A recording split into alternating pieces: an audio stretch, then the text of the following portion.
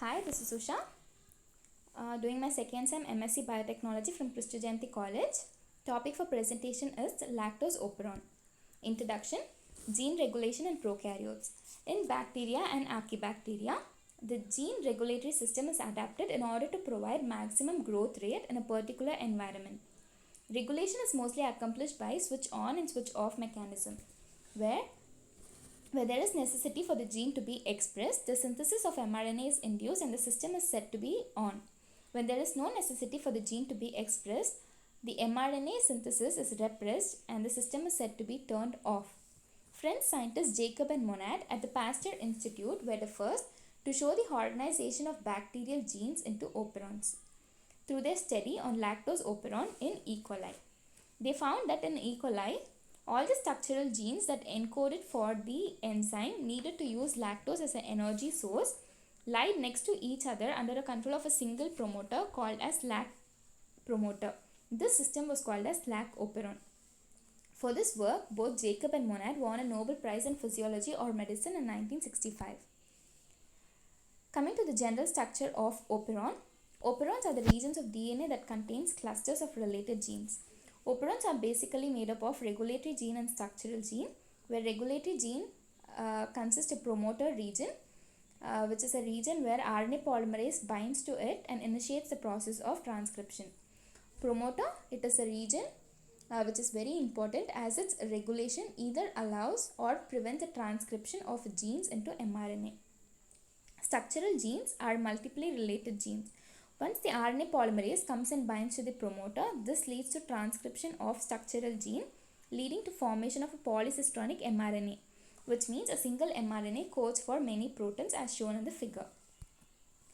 Coming to the structure of lac operon also consists of structural genes such as LAC-Z, LAC-Y and LAC-A respectively, where LAC-Z encodes for enzyme beta-galactosidase, which converts lactose into allolactose and acts as an inducer and helps in breaking down of lactose into glucose and galactose.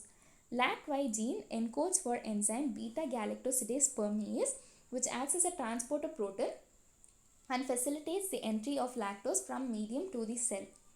LAC-A gene encodes for enzyme beta-galactoside transacetylase.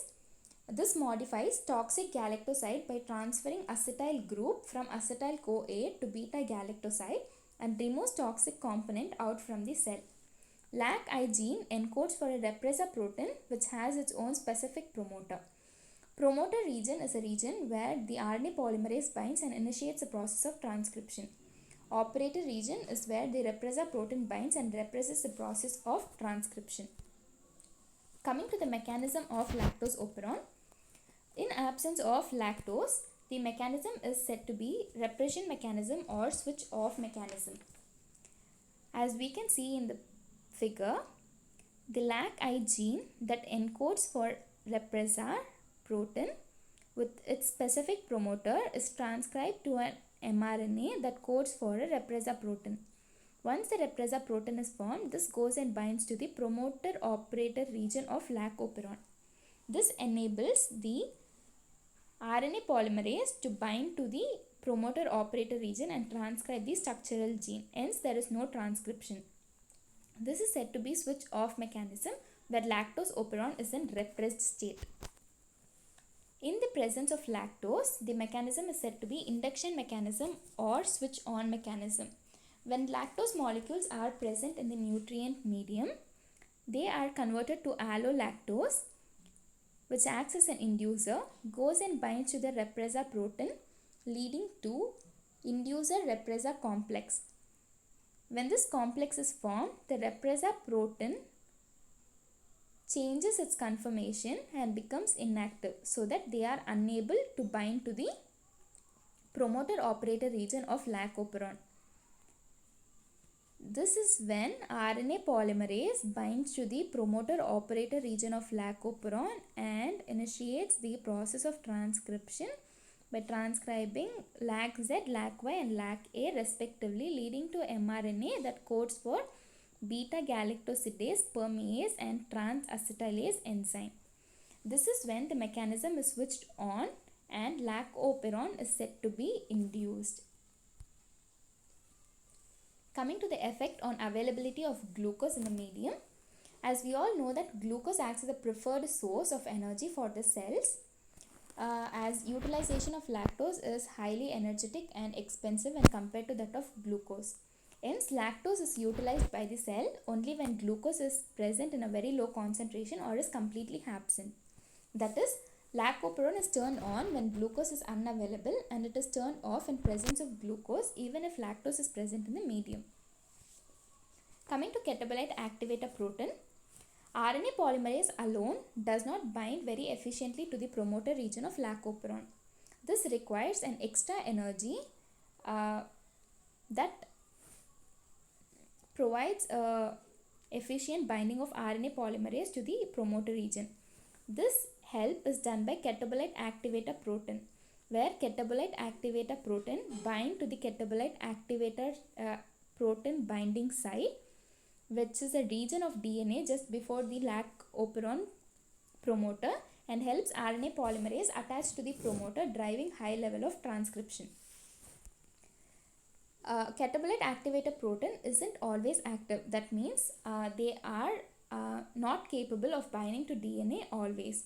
Instead, it is regulated by small molecules called as cyclic adenosine monophosphate, which binds to cap, leads to conformational changes of cap, and allows it to bind to DNA and promote transcription.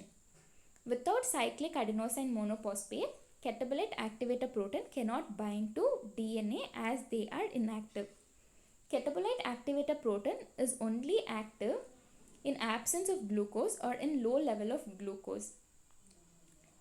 Whereas only in absence or low level of glucose, the ATP molecules gets converted into cyclic adenosine monophosphate. Therefore, even it can be considered that when cyclic adenosine monophosphate levels are high, catabolite activator proteins are active. Thus, the lactoperon can only be transcribed at high level in absence of glucose.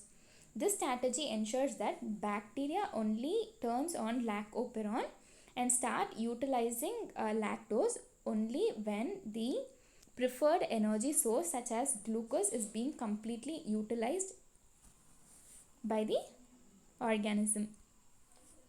Okay, coming to the mechanism of lactosoperon in presence of glucose and absence of glucose. In absence of glucose, when glucose level is too low, ATP gets converted to cyclic adenosine monophosphate, and cyclic adenosine monophosphate are produced in high level, which goes and binds to the catabolite activator protein, making them active.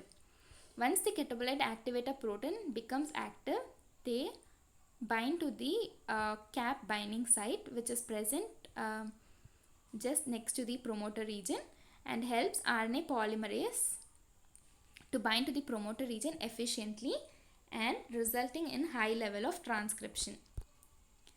In presence of glucose, there is no conversion of ATP into cyclic adenosine monophosphate. Hence, the level of cyclic adenosine monophosphate drops. As there is no cyclic adenosine monophosphate, the cap remains inactive and are unable to bind to the cap binding site. Hence, as there is no lactose in the medium and presence of glucose is high, RNA polymerase is unable to bind to the promoter region, as there is a presence of repressor, and hence there is no transcription taking place.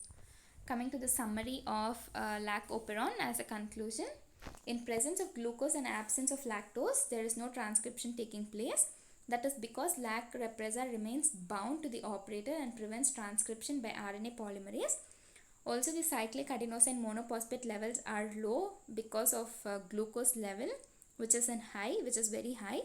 Hence, catabolite activator protein is inactive and cannot bind to DNA. In presence of both glucose and lactose, low level of transcription takes place. The lac repressor is released from the operator region of lactoperon due to the presence of allolactose, which acts as an inducer.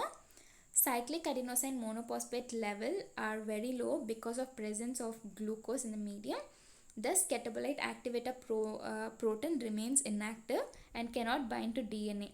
So, transcription only occurs at a very low level. In absence of both lactose and glucose, there is no transcription as cyclic adenosine monophosphate levels are high. Glucose levels are very, because the glucose level is very low in the medium. So catabolite activator protein is activated and is bound to DNA.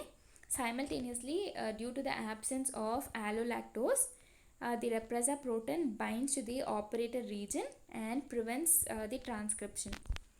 In presence of both in presence of lactose and absence of glucose, strong transcription of lac operon occurs. This is due to lac repressor is released from the operator as the inducer is present, that is lactose in presence of lactose.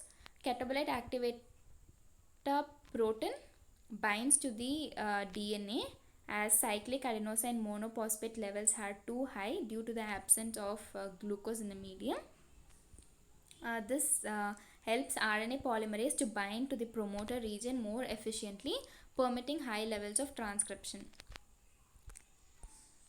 These are my references. Thank you for listening.